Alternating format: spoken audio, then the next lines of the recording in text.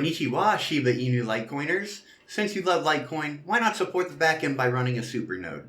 To start, we want to find the DHCP pool of your router, so we're going to open a command prompt. At the command prompt, type ipconfig and hit enter. When the list populates, you should see an IPv4 address, subnet mask, and a default gateway, which is what we're interested in. Take note of your gateway and let's go enter it into a browser. The default username and password for NETGEAR is admin and password. A list of default passwords for other routers can be found in the video description. As well, make sure to change your default password so you don't get hacked. With the NETGEAR open, let's click on Advanced, Setup, LAN Setup, and you will see Use Router as DHCP Server. Take note of the starting IP address and ending IP address. Next, we learn how to set a static IP address so we can forward ports directly to our Litecoin node. To start, let's open up the Windows Control Panel. In the Settings menu, pilot over to Network and Sharing Center.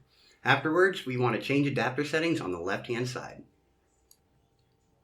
Here you'll see your network properties. Right-click on the active Ethernet adapter and tick Properties. With the Properties menu open, highlight IPv4 and click Properties. Am I the only one that says a word so many times in a row that it sounds fake? Question mark?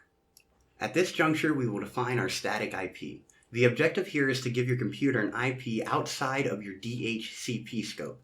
For example, my address pool is .100 to .200. So for my static IP address, I will assign it 172.20.1.212. For subnet mask, the standard is 255.255.255.0. For the default gateway, enter it from the first step as well as for your primary DNS server. The secondary DNS server, we want to make 8.8.8.8. That's Google if you're curious.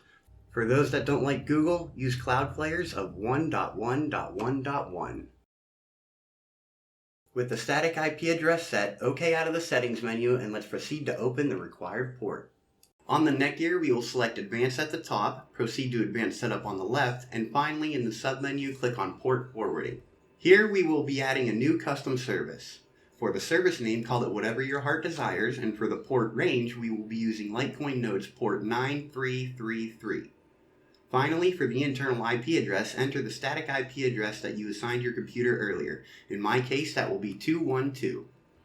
To finish setting up your Litecoin node, let's head to litecoin.org and click on the big-ass download button on the homepage. Run the installation when finished.